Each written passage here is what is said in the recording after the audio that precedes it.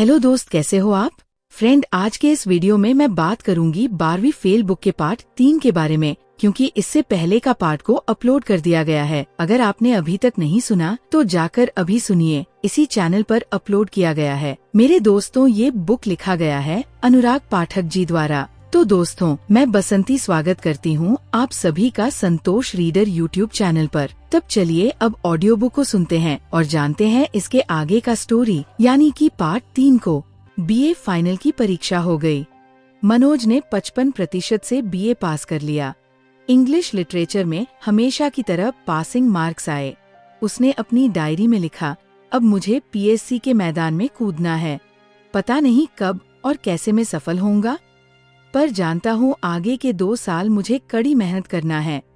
तैयारी पूरी न होने के बावजूद उसने बीए पास होते ही अनुभव लेने के लिए पीएससी का फॉर्म भर दिया था।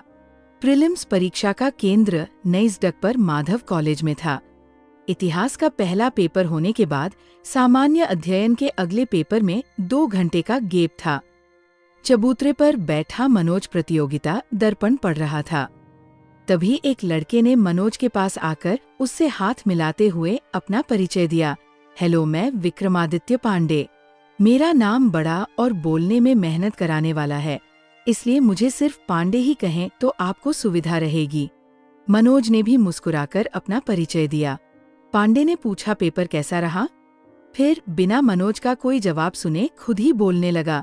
वैसे तो परीक्षा हॉल के बाहर निकलते ही सभी के 100 में से 90 प्रश्न सही होते हैं, पर जैसे जैसे उन प्रश्नों को किताबों से चेक करते हैं, सही उत्तर कम होने लगते हैं। मनोज ने कहा, मुझे लगता है कि मेरे 80 सही है। पांडे, फिर तो तुम्हारी प्रीलिम्स नहीं निकलेगी। 20 तुम अभी गलत मान रहे हो। जिन 80 को तुम सही मान रहे हो, उनमें से 15 या 20 अभी तुम्हारे और गलत होंगे। मनोज इस तरह की यथार्थवादी और कटु व्याख्या सुनने को तैयार नहीं था। उसे उम्मीद नहीं थी कि पहली बार मिलने वाला लड़का उससे इतनी कटु और निराश करने वाली बात करेगा। पांडे की व्याख्या के अनुसार उसकी प्रीलिम्स परीक्षा क्लियर नहीं होगी। लग तो उसे भी रहा था कि वो आज की परीक्षा क्लियर नहीं कर पाएगा, क्योंकि उसकी तैयारी तो अभी शुरू ही हुई थी। पांडे ने उसे एक दृश्य दिखाया जिसमें एक लड़का किसी दूसरे लड़के का पेपर चेक कर रहा था। पेपर चेक करते समय वो लड़का बेदर्दी से सामने वाले के उत्तरों पर क्रॉस लगा रहा था और कहता जा रहा था, तुम्हें ये भी नहीं आता, इतना सरल प्रश्न गलत कर दिया, ये तो मुझसे सोते समय भी पूछ लो। इसका ए उत्तर नहीं है, ये सी है। मुश्किल है भाई इस बार तुम्हारा प्रीलिम्स क्लियर होना। आओ कभी, तुम्हें यदि गाइडेंस चाहिए तो मेरे कमरे पे। पांडे ने दृश्य दिखाते हुए कहा। मनोज से कहा, देखो वो लड़का मेरा मित्र है, पास ही दतिया जिले के इंदरगढ़ गांव का रहने वाला है। पिछले साल उसकी प्रीलिम्स क्लियर हो गई थी, पर मुख्य परीक्षा में पास नहीं हो पाया था। प्रीलिम्स में उसका कॉन्फिडेंस बहुत हाई है। पांडे ने उस लड़के को आवाज लगाई, गुप्ता इते आओ। कैसो गओ पेपर? गुष्ठा बुंदेलखंड के थे, इसलिए पांडे ने उनसे बुंदेलखंडी में बात की। गुप्ता बहुत प्रसन्न और आत्मविश्वास से भरे हुए थे। उनका ये आत्मविश्वास पिछले साल प्रीलिम्स पास करने के कारण अधिक था। बहुत बढ़िया गओ। धांसू, जो समझो के फाड़ दो। 100 में से 97 सही है, 3 डाउट में है। गुप्ता के बड़बोलेपन पर पांडे को यकीन नहीं हुआ। पांडे ने गुप्ता के प्रश्नों को जांचना शुरू किया। गुप्त वंश की स्थापना चंद्रगुप्त प्रथम ने नहीं की थी, श्रीगुप्त ने की थी। ये गलत हो गया, तुम सही मान रहे थे। लो, एक और गलत हो गया। सल्तनत काल में लौह और रक्त की नीति अलाउद्दीन खिलजी ने नहीं चलाई थी, बलबन ने चलाई थी। वही बैठे बैठे पांडे ने गुप्ता के 10 प्रश्न गलत कर दिए। गुप्ता को पांडे के साथ अब मजा नहीं आ रहा था। अपने प्रश्न गलत देखकर गुप्ता थोड़ा दुखी भी हो गया था। पांडे के इन्हीं दुर्गुणों के कारण गुप्ता उसे पसंद नहीं करता था। उसने पांडे से पेपर छीना और बोला, कमरा पे जाके चेक करेंगे। तुम्हारी बात काहे माने, ये सब गलत नहीं है, फिर भी इन्हें हम डाउट में डाल देते हैं। गुप्ता चला गया। पांडे ने मनोज से गुप्ता से उसके व्यक्तित्व का मूल्यांकन करते हुए कहा, थौथा चना बाजे घना। मनोज को पांडे की बातों में अब रस आने लगा। पांडे मनोज से ऐसे बात कर रहा था जैसे उसका बहुत पुराना दोस्त हो। उसने पांडे को अपने कमरे का एड्रेस दे दिया। उसे उम्मीद थी कि पांडे पढ़ाई में साथ देने वाला बढ़िया स्टूडेंट हो सकता है। पांडे को भी मनोज एक गंभीर स्टूडेंट लगा। पांडे के घर से मनोज का कमरा ज्यादा दूर नहीं था, इसलिए पांडे हर दूसरे तीसरे दिन उसके कमरे पर जाने लगा। इतने दिनों में पांडे ये जान गया था कि मनोज एक योग्य और गंभीर स्टूडेंट है। दोनों की अच्छी दोस्ती हो चुकी थी। पांडे के नियमित उसके कमरे पर जाने और पढ़ाई पर डिस्कशन से मनोज की पढ़ाई भी अच्छी होने लगी। मनोज के पिता अभी भी सस्पेंड थे। उस पर उन्होंने कंगाली में आटा गीला कर दिया। सस्पेंशन के बाद उन्हें डिंडोरी से झाबुआ अटैच कर दिया गया था, पर पिता ने इस अटैचमेंट को अपने सम्मान के विरुद्ध माना और वो झाबुआ नहीं गए। अब उन्हें आधी तनख्वाह मिलना भी बंद हो गई। आर्थिक समस्या विकराल हो गई। मनोज को अब महीने के 1000 रुपए मिलने भी बंद हो गए। पीएससी की पढ़ाई के शुरुआती दौर में ही उसका सामना भीषण आर्थिक संकट से हो गया, लेकिन वह जानता था कि इस संकट को कोसने या दुखी होने से कोई लाभ नहीं है। इसलिए उसने ये तय किया कि वह अब कोई काम करेगा, बच्चों को ट्यूशन पढ़ाएगा। ये तय था कि अब बिना पैसे कमाए वो ग्वालियर में किसी तरह नहीं रह सकता। एक दिन पांडे मनोज के कमरे पर आया। पिता के सस्पेंशन और बढ़ते आर्थिक संकट से दुखी मनोज ने पांडे को अपने पिता के संघर्ष और उनके सस्पेंशन की कहानी सुनाई। कहानी सुनाते समय वह अपने पिता को एक हीरो के तौर पर प्रस्तुत कर रहा था। उसे उम्मीद थी कि पांडे उसके पिता की महानता की प्रशंसा करेगा और ऐसे महान पिता के पुत्र के नाते उसका सम्मान भी पांडे की नजर में बढ़ जाएगा। पर पांडे ने पूरी कहानी सुनकर उससे कहा, आपके पिता अपने अहंकार में अपने बच्चों का जीवन नष्ट कर रहे हैं। उन्हें अपने परिवार और बच्चों को छोड़ सबकी चिंता है। वे दूसरों को घटिया और खुद को श्रेष्ठ मानने वाले व्यक्ति हैं। मेरा विचार है कि आपको उनसे मदद की कोई उम्मीद नहीं करना चाहिए। उम्मीद के विपरीत पांडे द्वारा किया गया पिता का चरित्र चित्रण उसे पसंद नहीं आया, लेकिन पांडे की बात पर ध्यान न देकर वह अपने पिता को श्रेष्ठ व्यक्तित्व का धनी ही मानता रहा। उसने पांडे से कहा, पांडे, तुम अभी नहीं जानते कि ईमानदारी के रास्ते में कितने संकट आते हैं। मेरे पिता खरा सोना है, एकदम ईमानदार। उसकी बात सुनकर पांडे के चेहरे पर व्यंग्यात्मक हंसी तैर गई, पर उसने मनोज से कुछ कहा नहीं। मनोज ने पास की रतन कॉलोनी में एक घर खटखटाकर घंटी बजाकर ट्यूशन के बारे में पूछा। 3-4 महिलाओं ने तो मना कर दिया कि उनके घर में बच्चे नहीं हैं। एक महिला ने कहा कि उसका बच्चा क्लास 10th में है, उसे केवल गणित और फिजिक्स के टीचर की जरूरत है। गणित और फिजिक्स उसके बस की बात नहीं थी। एक महिला ने कहा कि उसके बच्चे 7th क्लास में है, पर वे इंग्लिश मीडियम के विद्यार्थी है। वह पूरा सिलेबस इंग्लिश मीडियम में नहीं पढ़ा सकता था। कई दिनों तक घर घर जाकर ट्यूशन मांगने के बावजूद उसे एक भी ट्यूशन नहीं मिला। मनोज को अब अपने ऊपर गुस्सा आने लगा। क्या वह 100 रुपए के ट्यूशन लायक भी नहीं है? उसे अपने सपनों पर संदेह होने लगा। उसने अपनी डायरी में लिखा, मैं अपने आप को कितना होशियार मानता था, पर आज समझ आ गया कि मैं कितना अयोग्य हूँ। मुझे कोई हक नहीं है इतने बड़े सपने देखने का। मुझे पता चल गया है अपना भविष्य। मुझे वापस गांव जाना पड़ेगा। मनोज मानसिक और शारीरिक थकान महसूस कर रहा था। उसे बुखार आ गया। शाम हो चुकी थी। वह अपनी छत पर निराश बैठा सूनी आंखों से आसमान ताक रहा था। उसकी डायरी पास ही रखी थी। तभी पांडे आ गया। उसने एक फीकी मुस्कुराहट के साथ पांडे का स्वागत किया। मनोज और पांडे कुछ देर चुपचाप बैठे रहे। पांडे ने उसकी डायरी उठाई और अंतिम पेज पढ़ने लगा। निराशा में डूबे मनोज का मन पांडे पढ़ रहा था। डायरी पढ़ने के कुछ देर बाद उसने केवल इतना कहा कि तुम्हारी तबीयत ठीक नहीं है, आज खिचड़ी बनाकर खा लेना। पांडे जब मनोज की डायरी पढ़ रहा था तब मनोज को लगा कि पांडे संवेदनशील है और उसके कष्ट को समझ रहा है। पर जब पांडे उसे खिचड़ी बनाकर खाने की सलाह देकर चला गया तो उसे पांडे पर बहुत गुस्सा आया। वो समझ गया कि शहर के लड़कों में संवेदनाएं नहीं होती, इन्हें किसी के दुख से कोई मतलब नहीं होता। उसके दूसरे दोस्त भी बीए के बाद से उसके संपर्क में नहीं थे।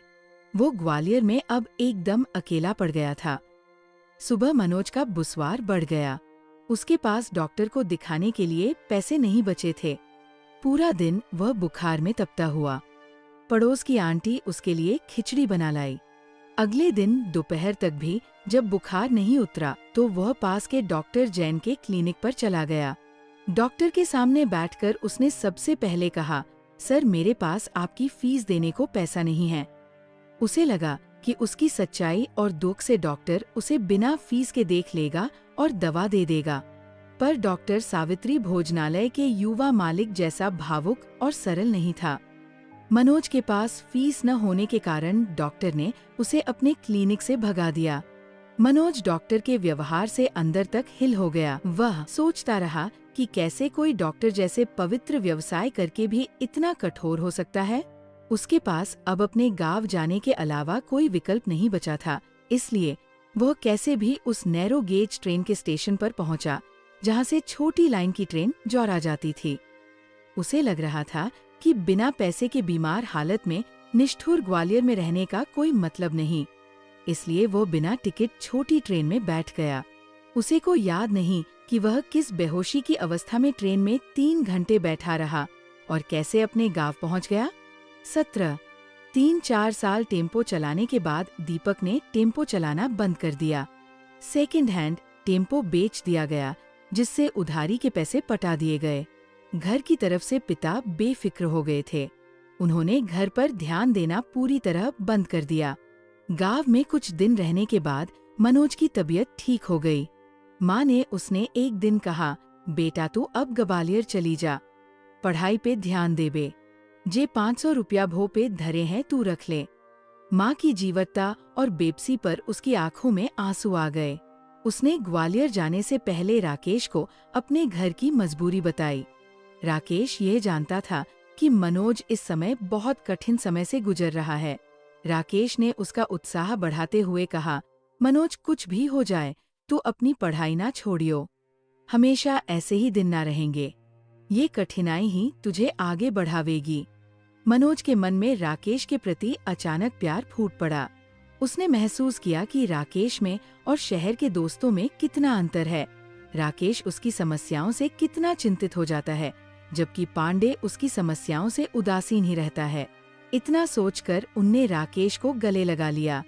इस बार मनोज ये तय करके ग्वालियर आया कि चाहे कुछ हो जाए, यह कोई जरूर नौकरी ढूंढेगा और भयानक पढ़ाई करेगा। इतनी पढ़ाई करेगा जिससे कि अगले 1 साल की तैयारी के बाद पीएससी में फाइनल सिलेक्शन हो जाए। मनोज को ग्वालियर आए हुए 2 दिन हो गए। इस बार उसने कुछ प्राइवेट स्कूलों में नौकरी ढूंढी, पर कहीं भी उसे नौकरी नहीं मिली। बिना पैसे के वह आगे ग्वालियर में पीएससी की तैयारी कैसे करेगा, उसे समझ नहीं आ रहा था। शाम को पांडे उसके कमरे पर आया। उसने आते ही मनोज से कहा, चलो तैयार हो जाओ, तुम्हारे लिए एक नौकरी ढूंढ ली है। मनोज जिस चिंता में डूबा हुआ था, उसे पांडे एक झटके से खत्म कर देगा, ऐसी उम्मीद उसे नहीं थी। लेकिन पांडे ने उम्मीद के उलट काम किया था। मनोज के लिए पांडे ने नौकरी ढूंढ ली थी।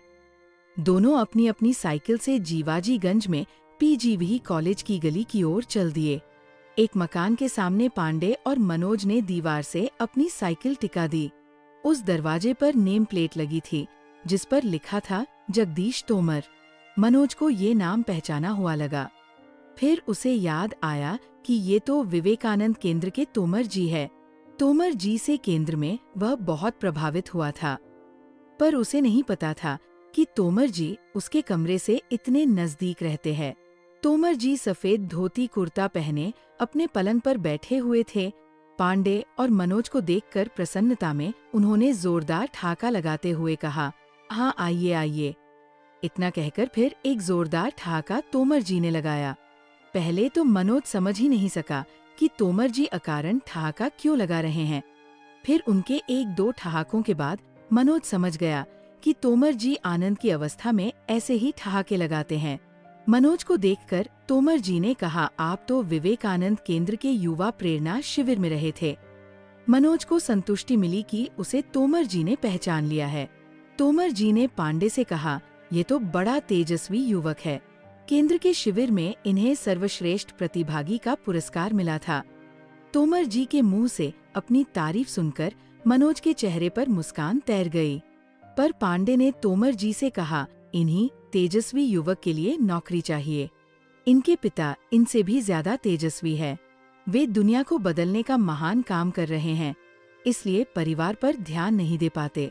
तेजस्वियों के परिवार से आते हैं मनोज जी। तोमर जी ने पांडे का व्यंग्य सुनकर जोरदार ठहाका मारा। फिर बोले, तेजस्वी तो तुम भी कम नहीं हो पांडे। हाँ। पांडे और तोमर जी, जिनकी उम्र में 40 साल का अंतर था, दोनों मित्रों की तरह बातें कर रहे थे। पांडे और तोमर जी के बीच ठहाकों का आदान प्रदान होता रहा। मनोज ने महसूस किया कि तोमर जी के आसपास कितना खुशनुमा और आनंद से भरा वातावरण रहता है। दुख और तनाव तो जैसे तोमर जी के सामने ठहर ही नहीं पाते। नौकरी क्या है? साहित्य सभा की लाइब्रेरी संभालना है। दौलतगंज में है। सुबह शाम 2-2 घंटे, 300 रुपए मिलेंगे। मनोज चाहे तो लाइब्रेरी में रह भी सकते हैं। तोमर जी ने मनोज से कहा। मनोज प्रस्ताव सुनकर संतुष्ट हो गया। वह 300 रुपए भोजनालय में खाने के देकर लाइब्रेरी में ही रहकर पढ़ सकता है। उसे अब ग्वालियर में टिके रहने का आधार मिल गया। पीएससी की तैयारी करने की उम्मीद फिर से बनती हुई दिखने लगी। तोमर जी ने मनोज से पूछा, तुम्हारा बीए का रिजल्ट कैसा रहा? तोमर जी के प्रश्न से मनोज अचानक अपने ख्यालों से बाहर आ गया। उसे तोमर जी के सामने अपने आप को योग्य सिद्ध करने का मौका मिल गया। उसने ब्रेड का टुकड़ा मुंह में रखते हुए तोमर जी से कहा, अच्छा रहा सर, 62% आए हैं। वो भूल गया कि उसने पांडे को 55 बताए थे। पांडे ने जब सुना कि मनोज तोमर जी को प्रभावित करने के लिए झूठ बोल रहा है, तो उसने मनोज से पूछा, मनोज जी, जहाँ तक मुझे याद है, मुझे आपने 55% बताए थे, क्या मैं सही हूँ? मनोज ने तो तोमर जी को प्रभावित करने के लिए सेकंड डिवीजन को फर्स्ट डिवीजन में बदल दिया था। उसे उम्मीद नहीं थी कि पांडे उसके झूठ को तोमर जी के सामने उजागर कर देगा, लेकिन पांडे उसकी पोल खोलकर माहौल बिगाड़ रहा था। ब्रेड का टुकड़ा उसके गले में अटक गया। वो अंदर नहीं जा रहा था। वो समझ नहीं पा रहा था कि पांडे को क्या जवाब दे, लेकिन चतुर मनोज ने तुरंत विषय बदल दिया। सर, विवेकानंद जी पर आपका भाषण मुझे बहुत अच्छा लगा था। इस नए विषय से उसने तोमर जी का ध्यान भटकाने की कोशिश की, लेकिन पांडे ने मनोज की सच्चाई को तोमर जी के सामने प्रकट करने का पूरा मन बना लिया था। उसने सीधे सीधे मनोज से पूछ लिया, मनोज जी, विवेकानंद को छोड़िए, ये बताइए कि बीए में आपके कितने % थे? मनोज ने पूर्व में भी इस तरह के सफल झूठ से लोगों की नजर में सम्मान प्राप्त किया था, पर आज दाव उल्टा पड़ गया था। पांडे पर उसे बहुत क्रोध आ रहा था।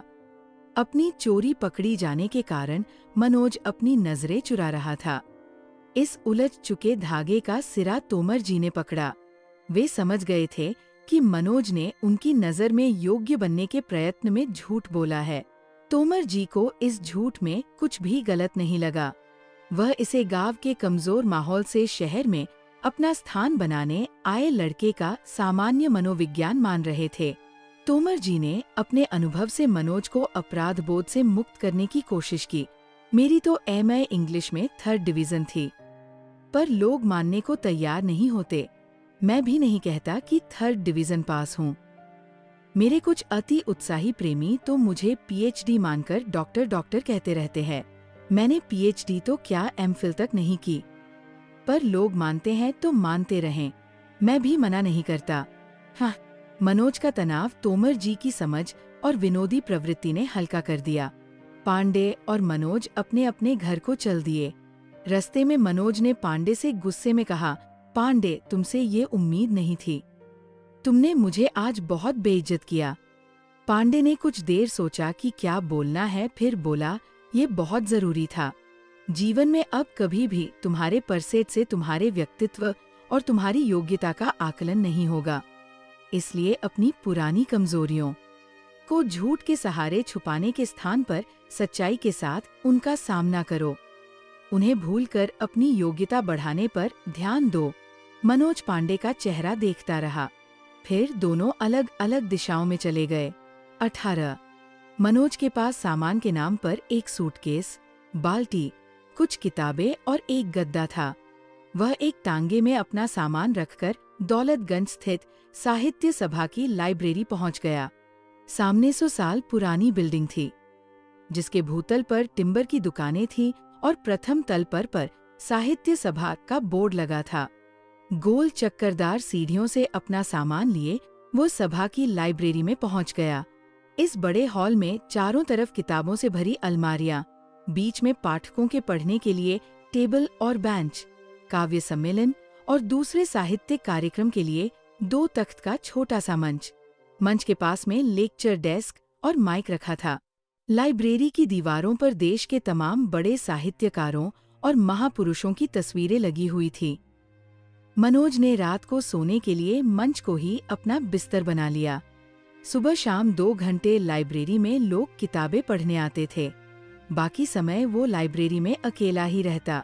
इस अकेलेपन को दूर करने का काम उसके लिए लाइब्रेरी की किताबें करती थी। उसने लाइब्रेरी की किताबें पढ़ना शुरू कर दी।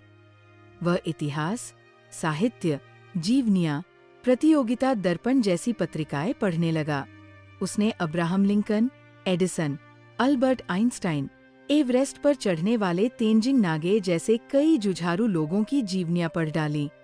मनोज ने अपनी तनख्वाह के 300 रुपए भोजनालय में जमा कर दिए। उसके रहने, खाने और पढ़ने का इंतजाम हो गया। महीने में 2 बार शाम को लाइब्रेरी में काव्य गोष्ठी होती, जिसमें शहर के कवि साहित्यकार इकट्ठा होते। सामाजिक, साहित्यिक विषय पर परिचर्चा का आयोजन भी होता। मनोज को इन आयोजनों की जिम्मेदारी भी निभानी होती थी। फर्श बिछाने और माइक लगाने जैसे काम भी उसे ही करने पड़ते थे। मनोज ध्यान से विद्वानों के भाषण सुनता।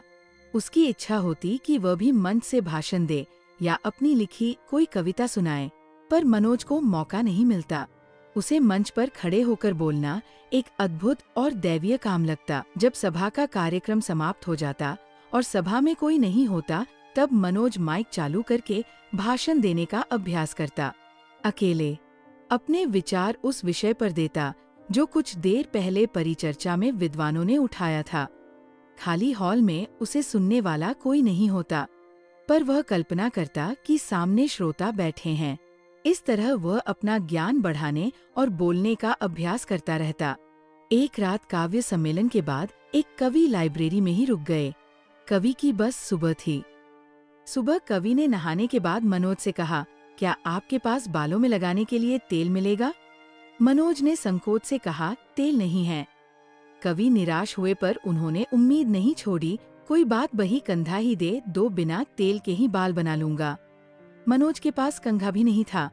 उसने फिर संकोच से कहा, कंघा भी नहीं है। पर कवि ने हार नहीं मानी। उन्होंने अपनी फरमाइश को बदलकर फिर से कहा, कैसे लड़के हो भाई तुम? चलो शीशा ही दे दो, अपनी शक्ल ही देख लूं एक बार। मनोज ने फिर से वही उत्तर दिया, शीशा भी नहीं है। कवि को अब मनोज को देखकर आधवर्य हो रहा था।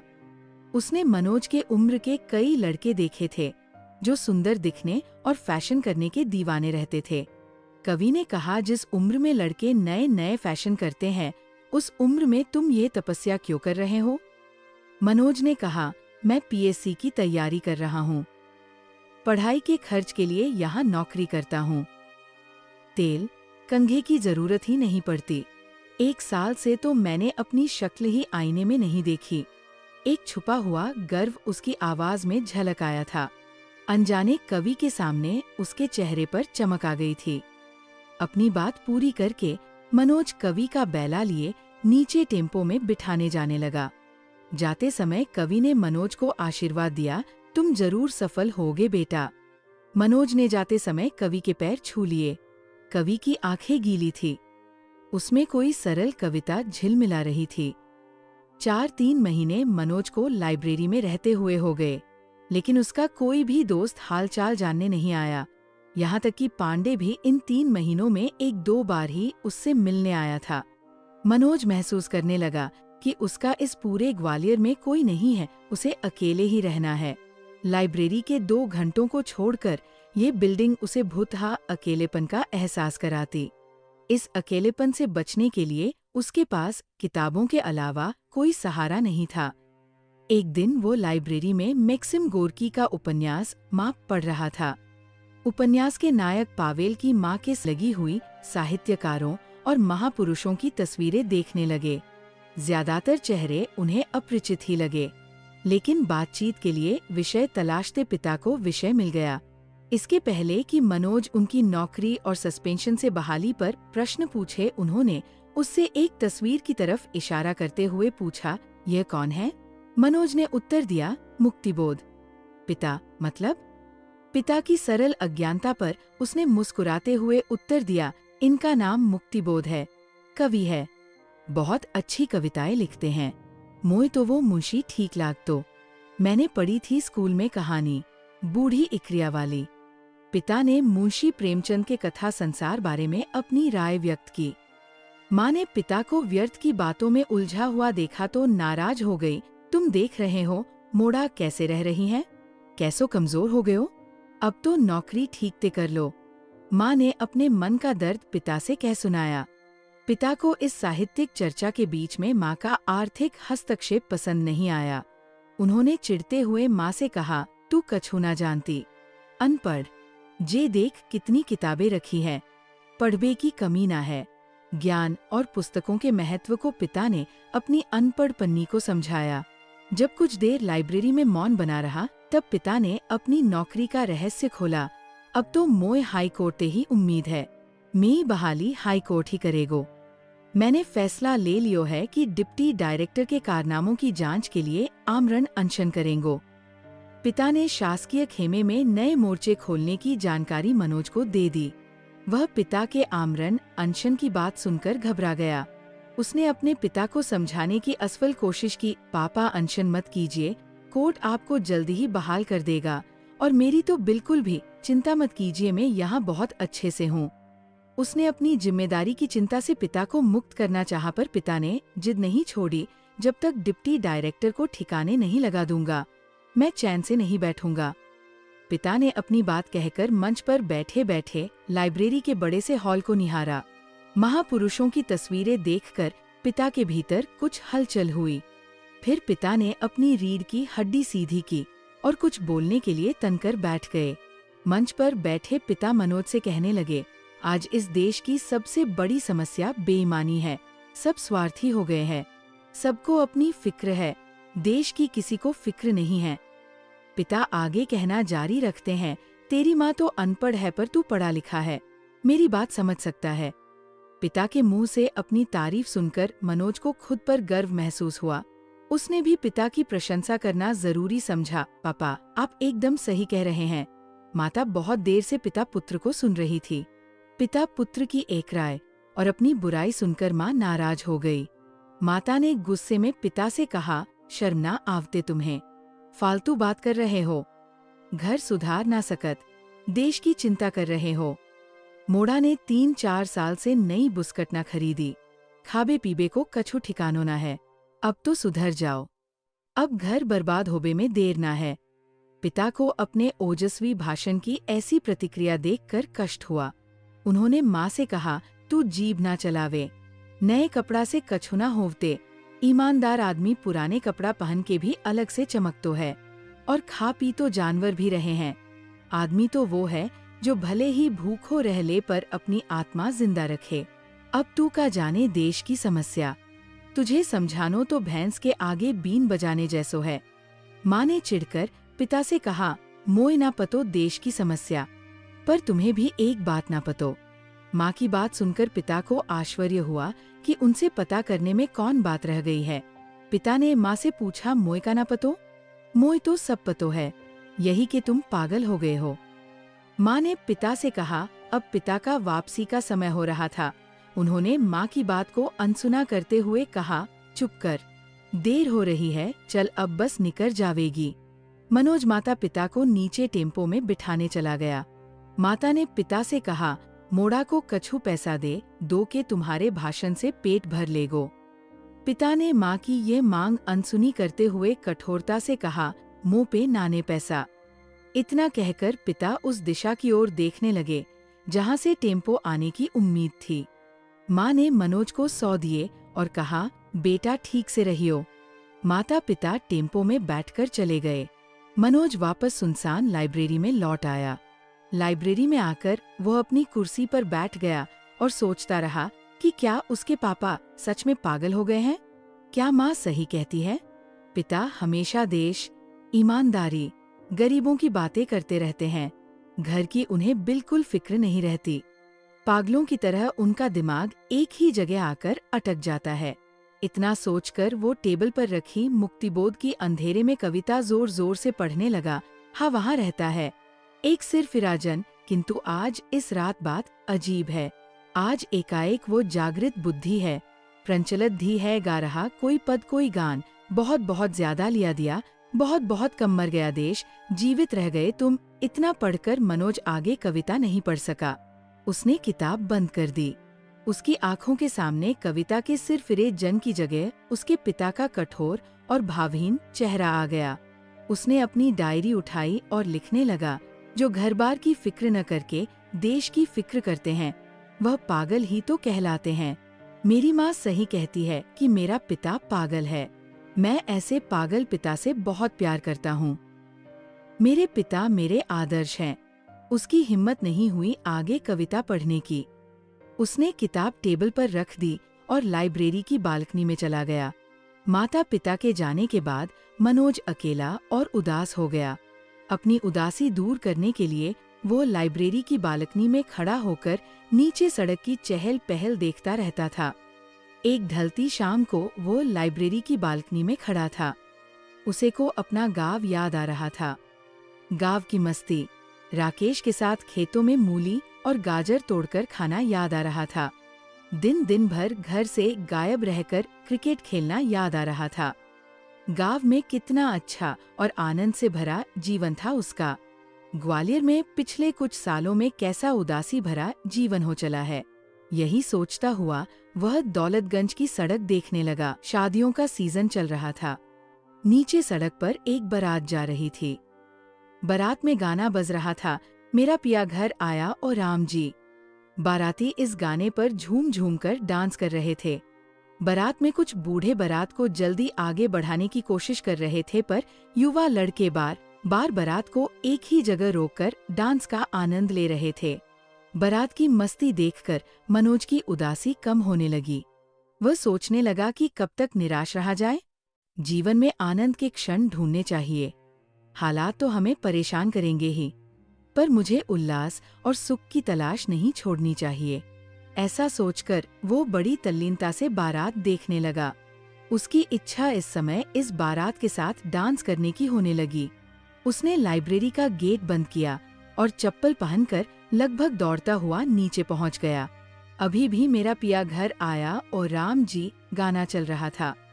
लेकिन बारात के बूढ़े अब लड़कों की लगातार एक ही जगह डांस करने की जिद से तंग आ गए थे। शादी में डांस नहीं करेंगे तो कब करेंगे, ऐसा कहकर लड़के बूढ़ों से बहस कर रहे थे। पर शायद बूढ़ों को लड़की वाले के दरवाजे पर पहुंचने की जल्दी थी, इसलिए वह बारात को जल्दी जल्दी आगे बढ़ाने लगे। युवा डांसरों के चेहरों पर डांस न कर पाने की निराशा दिखने लगी थी। मनोज जब वहां पहुंचा तो बारात आगे बढ़ने लगी थी। उसने बारात के बीच में पहुंचकर बैंड वाले को आदेश सा दिया कि ये काली काली आंखें। बैंड वाला शायद अपने गायन की कला का अभी तक मन भर के प्रदर्शन नहीं कर पाया था, इसलिए मनोज का आदेश पाकर वो तुरंत बाजीगर फिल्म का ये काली काली आंखें, ये गोरे गोरे गाल गाना गाने लगा। बूढ़ों के अनुशासन से निराश लड़के मनोज का जोश देखकर फिर रंग में आ गए। असहाय बूढ़े मिसमिसाकर रह गए। मनोज अपनी आँखों और गालों पर हाथ फेर फेर कर ये काली काली आँखें, ये गोरे गोरे गाल गाने पर झूम झूम कर डांस कर रहा था। बूढ़ों की कुड़कुड़ से हतोत्साहित जवान लड़कों में उसने नया जोश भर दिया। एक बार फिर बारात अपने रंग में आ गई।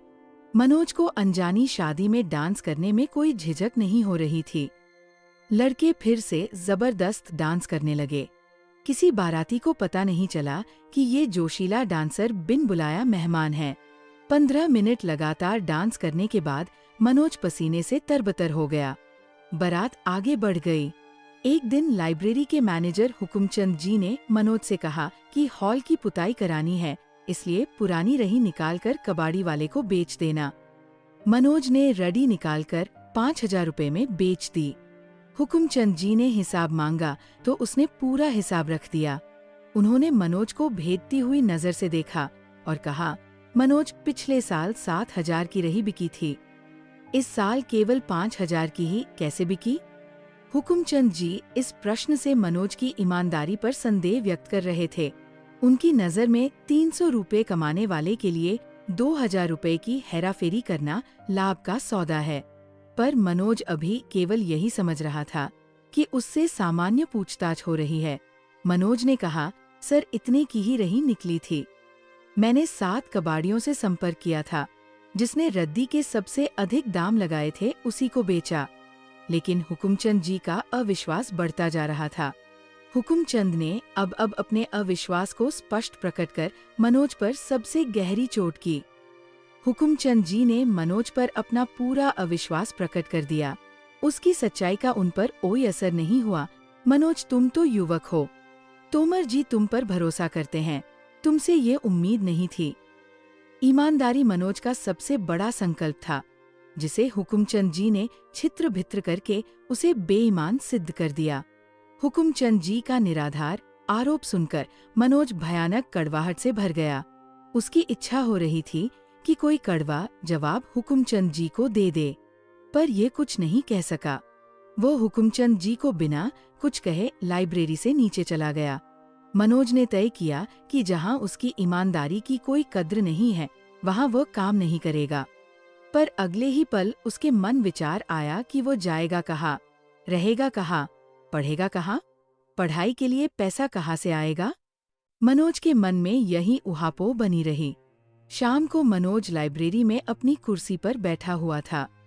उसके सामने इतिहास की आधुनिक भारत की किताब खुली हुई रखी थी, पर उसका मन पढ़ाई में नहीं लग रहा था।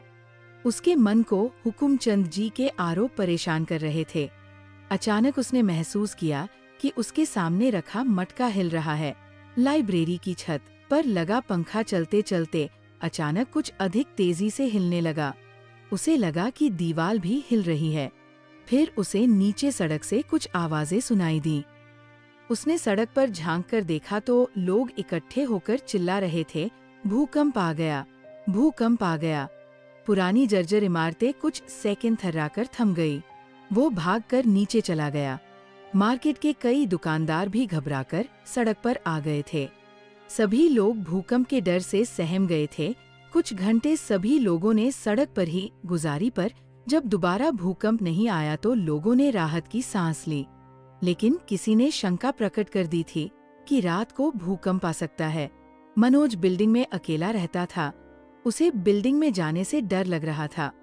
वह शाम से लेकर रात 12 बजे तक सड़क पर अकेला भटकता रहा। वह सड़क के किनारे बनी एक फर्नीचर की दुकान के बाहर बैठ गया। दुकान के बाहर बैठा बैठा वह सोचने लगा, आज ये बिल्डिंग गिर जाती और मैं उसमें दबकर मर जाता तो किसी को क्या फर्क पड़ता। इस शहर में कौन मुझे ढूंढता? कोई नहीं। मैंने अपने 4 वर्ष ग्वालियर की इन सड़कों पर भटकते हुए बिता दिए। क्या पाया मैंने? ईमानदारी से काम करने के बावजूद बेईमानी का आरोप। क्या मैं बेईमानी का आरोप लिए हुए ही मर जाता? कोई नहीं है जो मुझे प्यार करता हो। किस पीएससी के पीछे मैं पड़ा हूँ, जिसका दूर दूर तक कोई अता पता नहीं। डरा, उदास, हतोत्साहित मनोज सुनसान सड़क पर बैठा रहा। उसके पास कोई नहीं था जिससे वह अपने मन का दर्द बांट सके। उसकी निराशा, भय, बेईमानी का झूठा आरोप, भविष्य के प्रति उसकी अनिश्चितता, अभावों का जीवन उसे विचलित कर रहा था। सड़क अब पूरी तरह सूनी हो गई थी। वह भटकता हुआ पास के राम मंदिर चौराहे पर चला गया। मंदिर के गेट बंद हो गए थे। वो गेट के पास बनी सीढ़ियों पर बैठ गया। काफी देर तक वह राम की मूर्ति को एकटक देखता रहा, जैसे उनसे बात करने की कोशिश कर रहा हो। शायद वह राम भगवान से पूछने आया था कि बताओ अब मुझे क्या करना है, कोई तो दिशा दिखाओ। उसे लग रहा था कि राम उसे देखकर शांत भाव से मुस्कुरा रहे हैं। आश्वस्त कर रही थी मनोज को उनकी मुस्कुराहट। लगभग आधा घंटा बस सीढ़ियों पर बैठा मूर्ति की ओर देखता रहा। खोया रहा वह भगवान की आंखों में। अचानक वह सोचने लगा, मैं भी तो राम की तरह ही एक अंतहीन यात्रा पर निकला हूँ, जिसके पड़ावों पर मिलने वाले दुख तो मुझे सहने ही होंगे। प्रतिभाएं अकारण आगे नहीं बढ़ती, वे बढ़ती है अपने पुरुषार्थ से, अपने समर्पण से, अपनी मेहनत से, अपने त्याग से, अपनी प्रबल इच्छा शक्ति से। पता नहीं कौन सी शक्ति मनोज ने मंदिर की सीढ़ियों पर महसूस की। वह सीढ़ियों पर खड़ा होकर जोर जोर से बोलने लगा, मैं किसी भी झूठे आरोप को नहीं सहूंगा, मुझे कोई नहीं हरा सकता। मनोज लाइब्रेरी की और लगभग दौड़ सा पड़ा।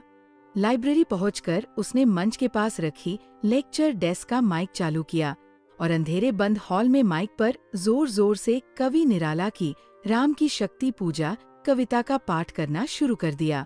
उसकी आवाज तेज थी, उसमें घरघराहट और कंपन था। वह कविता के एक एक शब्द पर जोर देकर पढ़ने लगा है, अमानिशा उगलता गगन धन अंधकार, खो रहा दिशा का ज्ञान स्तब्ध है पवनचार, अप्रतिहत गरज रहा पीछे अम्बुधि विशाल, भूधर ज्यों ध्यान मग्न केवल जलती मशाल। फिर उसने इस पंक्ति की व्याख्या करनी शुरू की, राम पराजित अवस्था में पहुंच गए हैं, निराशा और अंधकार है सब तरफ। पर एक उम्मीद की लौ उनके मन में इस निराश और पराजित माहौल में भी जल रही है। उसने इस कविता में खुद को ढूंढना शुरू किया, एक मशाल मेरे भीतर भी उम्मीद के रूप में जल रही है, इसे मैं कभी बुढ़ाने नहीं दूंगा, मैं जरूर जीतूंगा। होगी जय है पुरुषोत्तम नवीन। अपने भाषण की अंतिम पंक्तियों तक पहुंचकर मनोज का भय और अकेलापन भरपूर उत्साह में तब्दील हो गया। वह कुछ देर तक काल्पनिक दर्शकों से भरा वाली हॉल देखता रहा। उसने माइक बंद किया। अपनी टेबल पर पहुंचकर उसने टेबल लैंप जलाया और B.L. ग्रोवर की आधुनिक भारत किताब उठाई और सुबह की पहली किरण लाइब्रेरी में पढ़ने तक प्लासी, बक्सर, आंग्ल सिख और आंग्ल मराठा संबंध पढ़ता रहा। रात में कोई भूकंप नहीं आया। 20 अगले दिन मनोज लाइब्रेरी छोड़ने का अपना निर्णय सुनाने जगदीश तोमर के घर चला गया। उसने कुर्सी पर बैठते हुए सीधे अपनी बात कही, मैं अब लाइब्रेरी में काम नहीं कर सकता। जहाँ मेरी ईमानदारी की कद्र न हो वहाँ मैं काम नहीं करूँगा। तोमर जी ने जोर से ठहाका लगाया। मनोज समझ नहीं पाया कि उसकी इतनी गंभीर बात पर भी तोमर जी क्यों ठहाका लगा रहे हैं। चाय तो तुम पीते नहीं हो, लो गजक खाओ। इतना कहकर तोमर जी ने टेबल पर रखी गजक मनोज के सामने रख दी। तोमर जी ने मनोज से कहा, हुकुमचंद जी व्यवसायी आदमी है मनोज।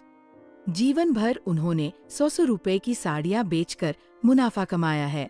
उन्हें साड़ियों की परख तो है पर आदमी की परख नहीं है। तुम व्यर्थ ही परेशान हो रहे हो। निश्चिंत होकर नौकरी करो, मुझे तुम पर पूरा भरोसा है। तोमर जी के भरोसे से मनोज को बल मिला। इस बल ने उसका आत्मविश्वास और बढ़ा दिया। अपने इस बढ़े आत्मविश्वास से प्रेरित होकर उसने कहा, हुकुमचंद जी का भरोसा मुझ पर नहीं रहा, मैं अब लाइब्रेरी में तो काम नहीं ही कर पाऊंगा। इतने में पांडे तोमर जी के बेटे सुदीप के साथ आ गया। सुदीप भी पीएससी की तैयारी कर रहा था। उसने 2 बार पीएससी की मुख्य परीक्षा दी थी और अब तीसरी मुख्य परीक्षा की तैयारी कर रहा था। तोमर जी ने मनोज की पूरी कहानी पांडे और सुदीप को कह सुनाई। पांडे कुछ बोलता उसके पहले सुदीप ने कहा, मनोज तुम बताओ कि तुम महत्वाकांक्षी हो या नहीं। मनोज ने एकदम से कहा, मैं पीएससी में सिलेक्ट होना चाहता हूँ, मैं महत्वाकांक्षी हूँ। सुदीप ने मनोज को व्यवहारिक सलाह दी, फिर तुम्हें लाइब्रेरी में ही रहना चाहिए। अभी तुम्हारी आर्थिक स्थिति तुम्हें कहीं दूसरी जगह रहने की इजाजत नहीं दे रही है। मनोज सुदीप की बात सुनकर भी अपनी बात पर अड़ा रहा। भाई साहब मैं वहाँ काम नहीं कर सकता जहाँ मेरी ईमानदारी पर संदेह किया जा रहा है। फिर क्या करोगे? बिना नौकरी के पढ़ाई कैसे करोगे? कुछ दिनों के बाद ही MPPSC की प्रीलिम्स परीक्षा होने वाली है। पांडे ने गजक खाते हुए मनोज के प्रति चिंता व्यक्त करते हुए कहा, पढ़ाई छोड़ दूंगा, सड़क पर रह लूंगा, पर अपने सिद्धांत से समझौता नहीं करूंगा। मनोज ने बिना एक सेकंड गवाए तत्काल उत्तर दिया। मनोज की इस जिद का किसी के पास कोई जवाब नहीं था, पर वहां बैठे सभी लोगों को मनोज की ये बात एक नवयुवक का जोश और आदर्शवाद अधिक लग रही थी। पांडे को मनोज का ये संकल्प व्यवहारिकता से दूर लग रहा था। उसने मनोज के इस अति आदर्शवाद की व्याख्या की और तोमर जी को देखते हुए बोला, मनोज जी अपने पिता से प्रभावित है। इनके पिता भी अपनी ईमानदारी से समझौता नहीं करते। समझौता न करना इनकी पारिवारिक विशेषता है। मनोज को उम्मीद थी कि ईमानदारी पर उसके संकल्प को सुनकर शहर का ये बुद्धिजीवी समूह उससे प्रभावित होगा, पर पांडे की ऐसी ठंडी और व्यंग्यपूर्ण प्रतिक्रिया देखकर वो निराश हो गया। तोमर जी मनोज से कहा। कुछ देर रुककर तोमर जी ने आगे कहा, मुझे तुम्हारी आंखों में भगत सिंह जैसी बेचैनी और देश के लिए कुछ करने की तड़प दिखाई देती है। मनोज तोमर जी की बात सुनकर हतप्रभ रह गया। उसे उम्मीद नहीं थी कि तोमर जी उसकी तुलना भगत सिंह से करेंगे। तोमर जी के प्रति उसका मन श्रद्धा से भर गया। सुदीप ने अपने पिताजी का समर्थन किया। मनोज का व्यक्तित्व मुझे भी विलक्षण लगता है। आज का दिन मनोज को बेहतरीन लग रहा था। उसे आज बढ़िया तारीफें मिल रही थीं। उसके चेहरे पर प्रसन्नता झलकने लगी। पांडे ने मनोज की प्रसन्नता देखते हुए कहा, मनोज जी, कल तोमर जी के स्कूल में 11वीं में पढ़ने वाला एक लड़का अपनी कविता सुनाने यहाँ आया था। बेहद घटिया कविता थी। फिर पांडे ने तोमर जी को संबोधित करते हुए कहा, क्या कविता थी? आपको तो याद होगी। हमसे तो बेहतर है वो घास चरने वाले, हमसे तो बेहतर है वो बोझा धोने वाले।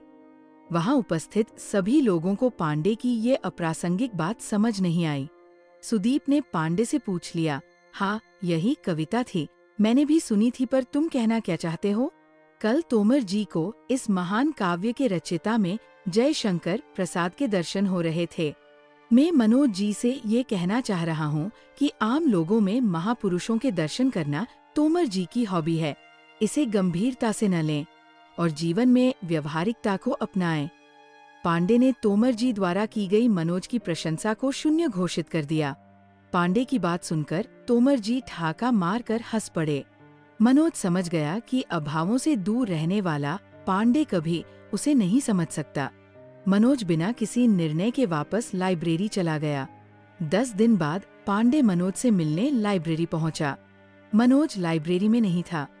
लाइब्रेरी के व्यवस्थापक हुकुमचंद कुर्सी पर बैठे हुए कोई रजिस्टर देख रहे थे।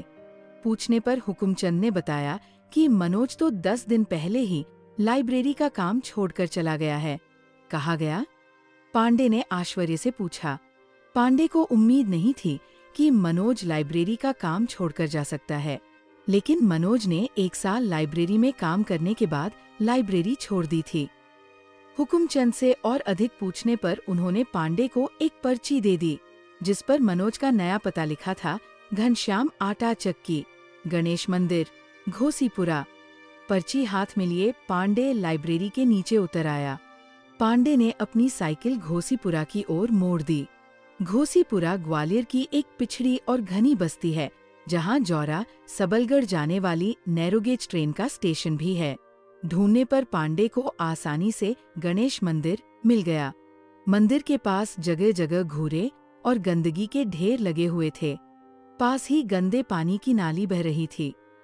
पांडे ने वहीं खड़े एक लड़के से घनश्याम आटा चक्की का पता पूछा और अगली गली में आटा चक्की के पास पहुंच गया। पांडे समझ गया था कि मनोज ने आटा चक्की वाले के यहाँ कमरा किराए से ले लिया है। आटा चक्की पर एक लड़का सफेद बनियान और लाल रंग का पेंट पहने गेहूं पीस रहा था और उड़ते हुए आटे के कारण सफेद आटे में लगभग नहा गया था। पांडे ने लड़के के नजदीक जाकर घंटा अपना काम करने के बाद उसने अपने शरीर और बालों से आटा साफ किया और पास ही खूंटी से टंगी शर्ट पहनी और दुकान के बाहर आ गया। उसने दुकान बंद की, उसमें ताला लगाया और पांडे के साथ साथ चलने लगा। मनोज ने पांडे से कहा, मुझे पता था कि तुम मुझे ढूंढते हुए जरूर आओगे। पांडे बिना कुछ कहे चुपचाप अपनी साइकिल हाथ में पकड़े मनोज के साथ चलता रहा। तंग गलियों में से गुजरकर थोड़ी देर में मनोज एक मकान के सामने पहुंच गया। पांडे ने मकान की दीवार से अपनी साइकिल टिका दी। मकान की गैलरी और छोटे से आंगन में से होकर मकान के सबसे पिछले हिस्से में पहुंचकर मनोज ने एक कमरे का दरवाजा खोला। दिन के उजाले में भी कमरे में अंधेरा ही था। मनोज ने कमरे की लाइट जलाई। पीले रंग का धुंधला प्रकाश कमरे में फैल गया। जमीन पर मनोज का गद्दा बिछा था। आले में उसकी किताबें रखी थी। कोने में एक स्टोव और कुछ बर्तन रखे थे। एक लकड़ी का स्टूल भी पास में रखा था।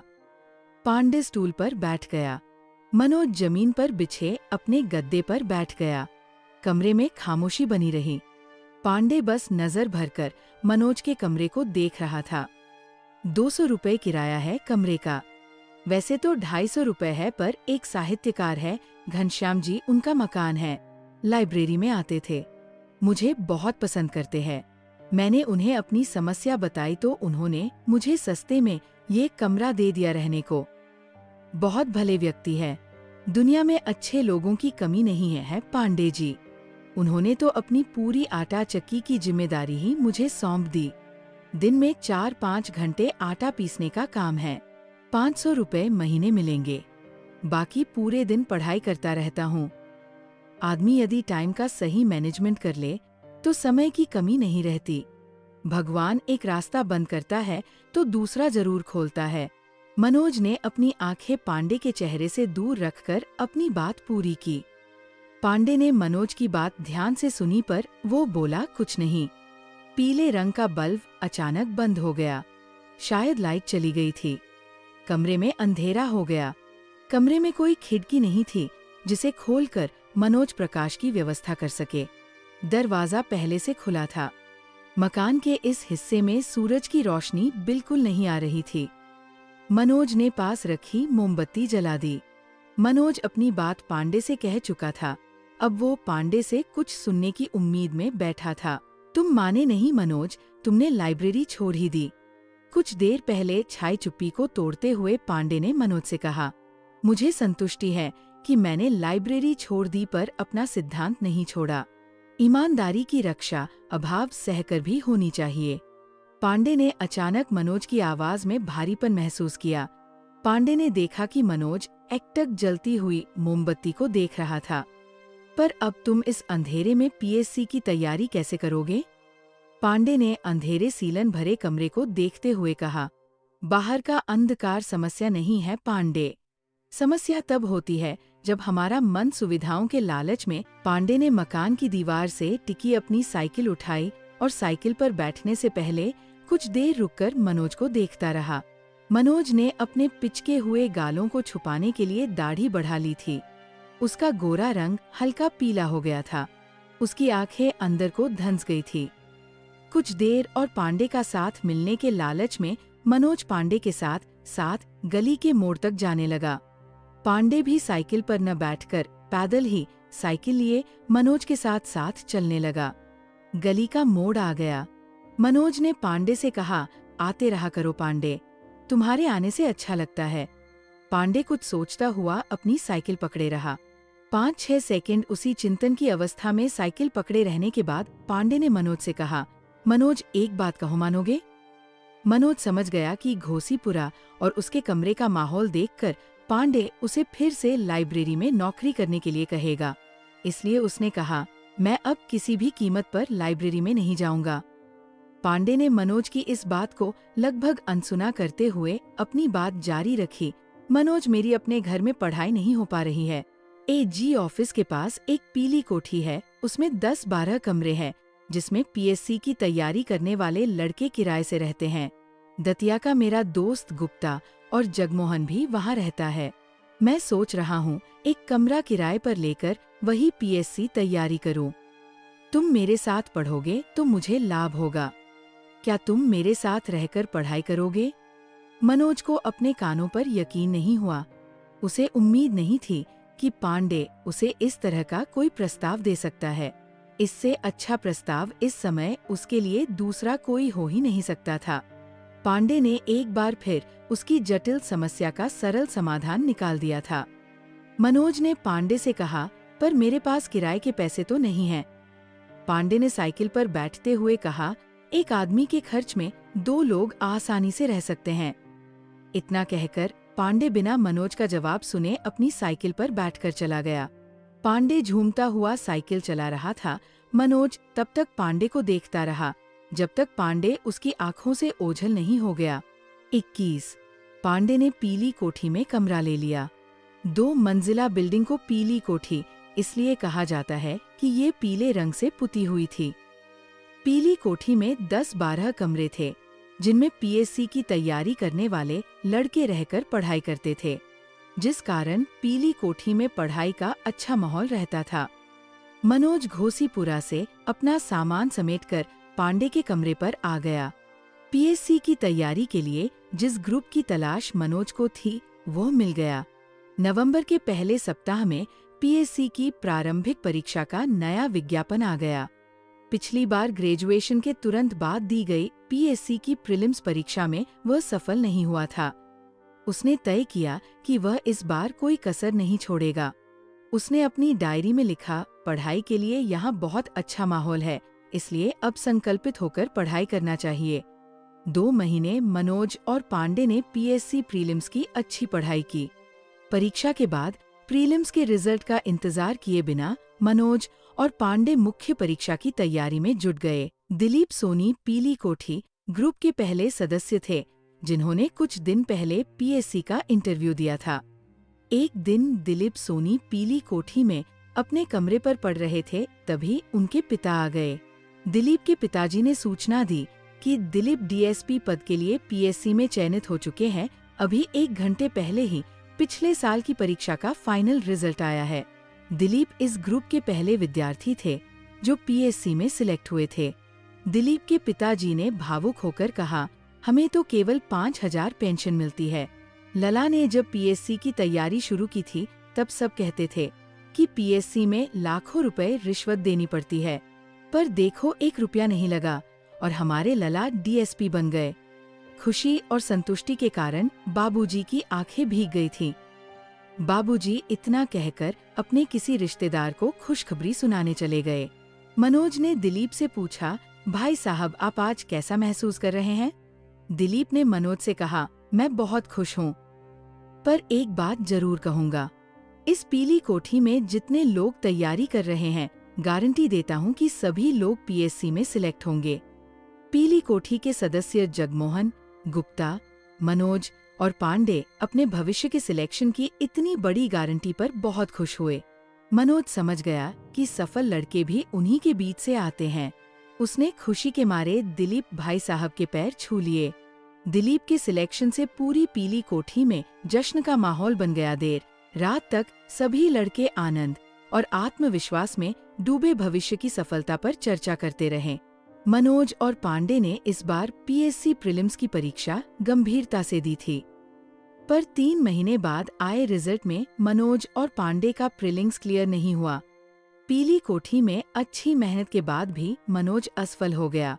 मनोज को लगा जैसे वह बर्बाद हो गया है, उसकी सारी मेहनत बेकार चली गई। मनोज ने इस प्रीलिम्स की 4-5 महीने मेहनत से तैयारी की थी, लेकिन वह प्रीलिम्स क्लियर नहीं कर पाया। वो गहरी निराशा से भर गया। 4-5 दिन उसे होश नहीं रहा। वह अपनी कमियां ढूंढता रहा। सुदीप की ये प्रीलिम्स क्लियर हो गई थी।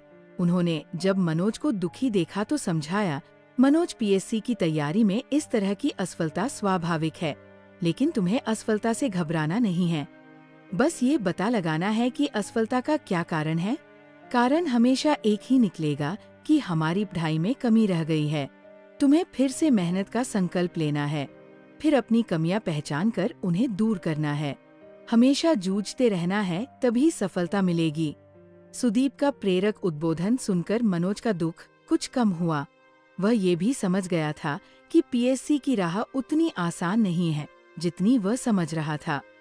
उसके पास अब पुरानी असफलता को भूलकर आगे की पढ़ाई करने के अलावा कोई विकल्प नहीं था। तो दोस्तों, ये था 12वीं फेल बुक का तीसरी पार्ट। तो अगर आपको ये ऑडियो अच्छी लगी हो तो इसको लाइक कीजिए, और अगर आप इसका अगला पार्ट सुनना चाहते हैं तो कमेंट बॉक्स में नेक्स्ट पार्ट कमेंट कीजिए। तो आज के लिए बस इतना ही। हम मिलेंगे किसी अगले ऑडियो बुक में। तब तक के लिए जय हिंद, जय भारत।